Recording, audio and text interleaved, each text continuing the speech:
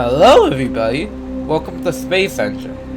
In today's video, we are going to be checking out the moons of Jupiter, specifically the 4 Galilean moons. So first off, we have Jupiter. We all know Jupiter. Jupiter is the 5th and largest planet in our solar system.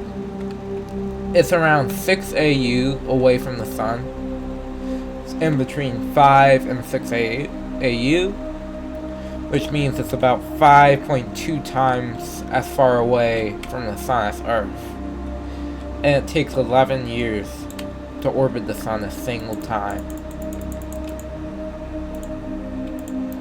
So as you can see, Jupiter has massive storms and bands. These bands are caused by the uneven heating of the planet, which create global winds, depending on what latitude you're at. So as you can see, right here is Jupiter's Great Red Spot. This massive storm is nearly 400 years old, and it's slowly shrinking too, over time. Yeah, so the Great Red Spot used to be much bigger in the past, but over time it's shrunken like a ton. Another thing about Jupiter is its poles. Yeah, Jupiter's North Pole, for example, which was flown over by the Juno space probe that reached Jupiter in 2016. It discovered that at Jupiter's North Pole, there were 6 huge storms surrounding the North Pole. And also you can see the beautiful blue color of the North and South Poles. Alongside the Great Red Spot, you can also see other large storms, like these 3 white storms, but none of them are big as the Great Red Spot yet. Moving outwards, we can find that Jupiter has a beautiful ring system, if you didn't know. So Jupiter actually has rings, like Saturn, as you see there, orbiting the planet. But the thing is, Jupiter's rings are faint and made of dust particles, so they don't reflect a lot of light into space, so you can't see them unless you either have a good telescope, or you're behind Jupiter relative to the Sun, which blocks out the extra light. Now let's go to Jupiter's first moon, Io. Orbiting the massive planet 318 times the mass of Earth is Io, a large moon nearly 1.2 times the mass of our moon. Io is unique because it's the most volcanically active object anywhere in our solar system. That includes Earth, meaning that Io has far more volcanic activity than Earth ever has. So as you can see, the reason the Io's surface is yellow and orange and green is due to sulfur from its volcanoes. Basically, the volcanoes erupt and they release sulfur, which falls down over the planet. This causes the planet's weird coloration. Once upon a time, scientists found a massive volcano that with Juno that was huge. It was nearly 2 times the height of Mount Everest. It was called I can't remember exactly, but it's huge, and it's way more spiky than Mount Everest, meaning it's much steeper. So as you can see here, there's some rings of like sulfur and other compounds from volcanoes erupting. And look right here. You see this huge like red patch? That's because there's a huge volcano right here in the middle of this spot that's been erupting and releasing sulfur into the atmosphere. If you guys didn't know, Io actually has a thin atmosphere. And in fact, it would be like thicker and like actually visible if it weren't for like Jupiter's magnetic field and gravity pulling it away from Io. So basically, Io has a really thin atmosphere, like right here, that's made of like sulfur. But it's just so thin you can basically can't see it.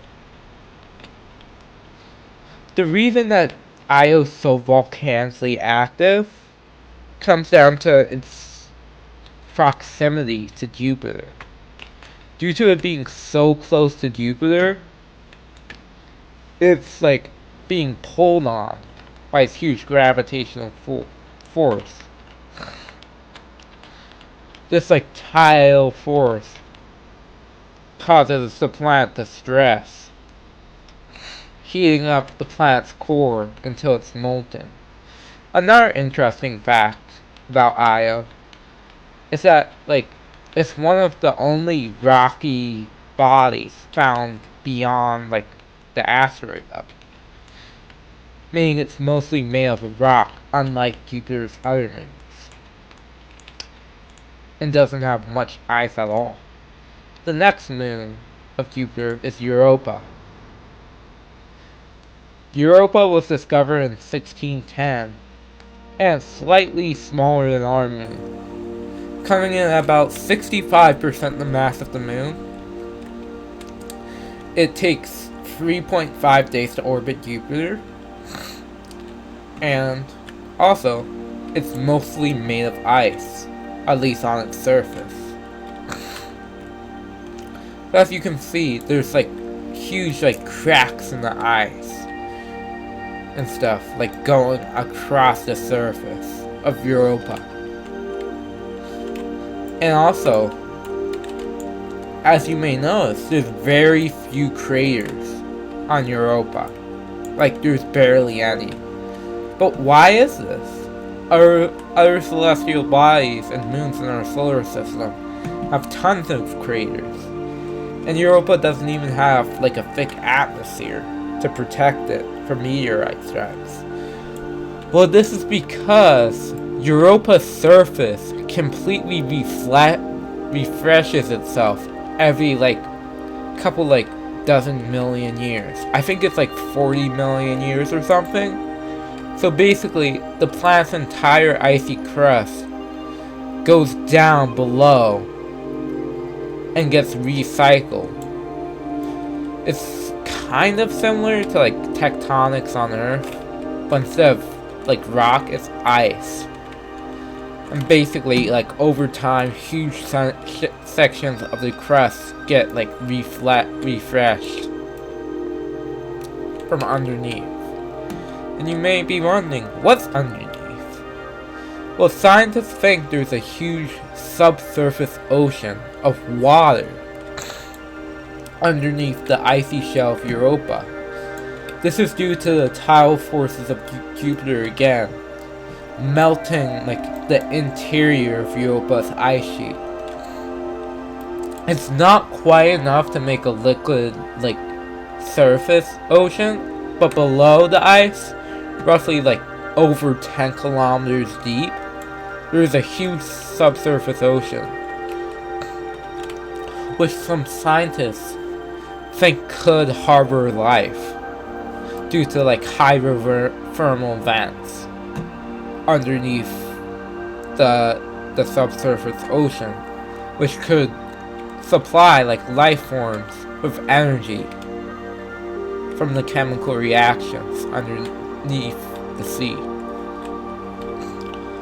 So leaving Europa, we go to Jupiter's next moon, Ganymede. Ganymede is by far the largest moon in the solar system, being larger than Mercury.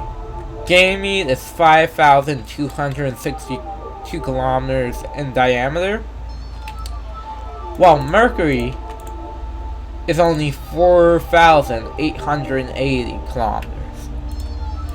So you might think, like, initially, that, like, Ganymede must have more mass than Mercury, right? But not at all.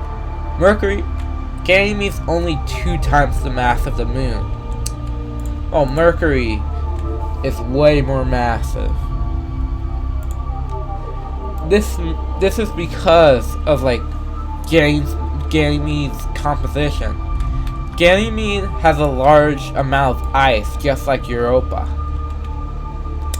meaning that's way less dense than Mercury, which has like a large iron core that makes up like almost the majority of the planet, and the rest of it is rock, while Ganymede has a thick layer of ice and a bit of rock at its center. Ganymede is also the only moon in the solar system to have a strong magnetic field, which is extremely unique. That's basically like not a lot of other like celestial bodies have magnetic fields. Even like planets, for example Mars, has a very, very weak magnetic field. So it's one of the only celestial bodies in our solar system with a substantial magnetic field. So as you can see, Ganymede's surface is far more cratered than Europa is, indicating that like its surface like is much older than Europa's. Ganymede also has auroras, but they're very faint, and they're practically invisible due to the moon not having a very thick atmosphere. Like it's like measured in like, that's like 1 to the 10 to 11 ATMs. Like that's insane. So if you were to envision that as like a normal number, that's like a like 0 followed by like a 10 other zeros and 1. Like that's crazy. That's how thick the atmosphere is compared to Earth. So it's like 0.0000000000001 ATM. But it can create like faint auroras that have been detected by the Juno spacecraft when it flies over. Another interesting thing about Ganymede is that the European Space Agency is planning to send their JUICE probe to orbit Ganymede, and it's already on its way to Jupiter. It will arrive like sometime in the 2030s. So moving out from Ganymede, you have Callisto, which is also a very large moon, which is basically the same size as Mercury in terms of diameter, not mass of course. So as you can see, Callisto has far more craters than like any of the other moons except maybe Io. Like Callisto's filled with craters, kind of like our moon, but even more. This is likely due to the surface of Callisto being very old, and either like takes a really long time to be refreshed, or just never gets like refreshed over time. It's believed that Callisto maybe has a subsurface ocean, but could not also. As you can see, Callisto is most famous for its rayed craters on its surface. Meaning the craters on Callisto have a bunch of like rays sticking out from them, like these. Also, Ganymede's pretty colorful. Yeah, Ganymede, I don't think it has a magnetic field. Like, I mean, Callisto, I don't think it has a magnetic field like Ganymede. So, like, a lot of people really don't talk about Callisto that much. Like, most of the focus goes on to, like, Io, and Europa especially, and Ganymede, and basically, like, very few people talk about Callisto. And going into Jupiter's inner moon system, we can see Jupiter's nearest moon, Metis. Like this? This is a small asteroid moon that orbits Jupiter every 7 hours and 4 minutes. It's only about 30 kilometers across. Whoa. Oh, that's the ring particle from Jupiter's rings. So you see those little dots that are appearing on the screen? That's from Jupiter's ring system. That's very cool. So if you were standing on the surface of Metis, this is what you would see. So I'm going to like the North Pole. Yeah, so this is what it will look like. So you see like the dusty surface and the massive flat Jupiter in the background. You can also see Io and Europa over there in the distance. And you can also see Jupiter's ring system from up close. So that's a beautiful view. Like, imagine if you could just go here. Like, you could just decide to just, well, I'm going to Jupiter, and just teleport yourself there. But in reality, at least with modern technology, it takes years just to get out to Jupiter, and even more to get back. Also, if you were to stand on that little moon, like, you would probably die within like hours or days due to Jupiter's extensive radiation belts that are like probably hundreds of times stronger than Earth's.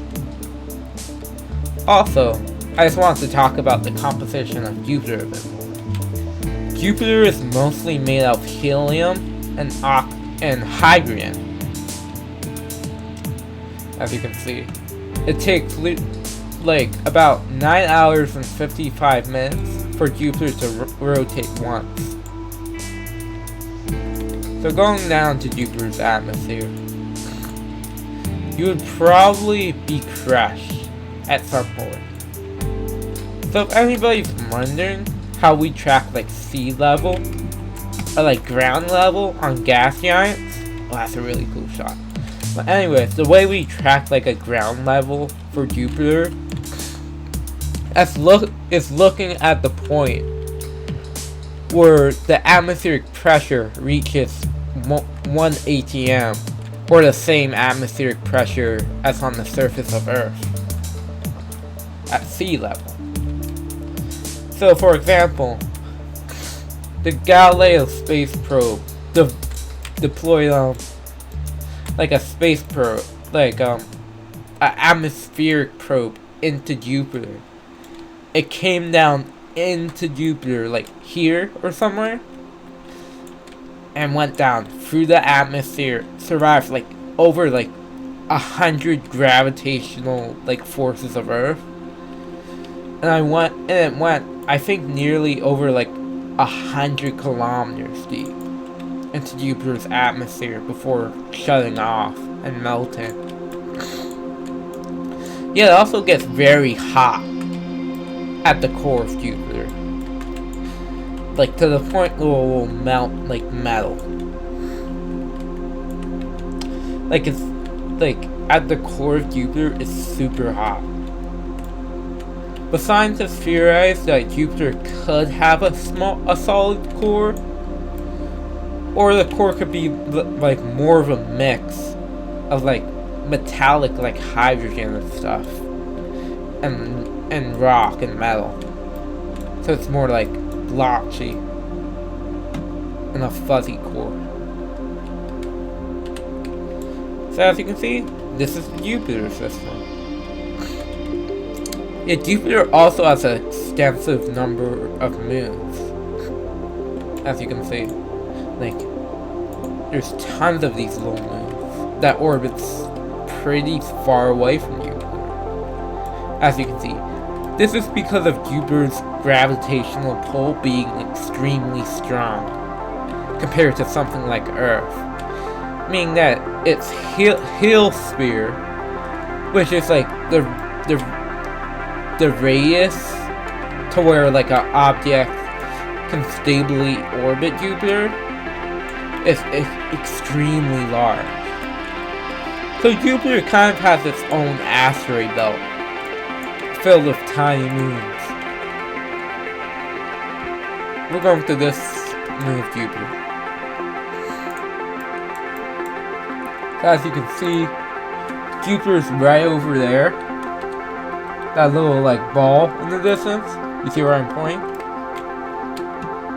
And like these moons take like days, or sometimes even years to orbit Jupiter. Like this moon right here takes nearly 2 years to orbit Jupiter. That's insane. And it's about 15% the distance from Earth to the Sun. That is in Jupiter. Which is also crazy. A lot of people try and tell you that Jupiter is a failed star, but not really. Like, it's not even a brown dwarf. Because a brown dwarf is a failed star. That's like, brown dwarfs are basically these things in between, like, planets and stars, and they're like over 13 times the mass of Jupiter at least. Meaning that Jupiter isn't even a failed star yet. More like it's the king of the planets at the end of the day. So it isn't like a failed star. It's the king of the planets. So that's it. Jupiter. The largest planet in our solar system. I hope everyone enjoyed watching this video. So see you later, and goodbye.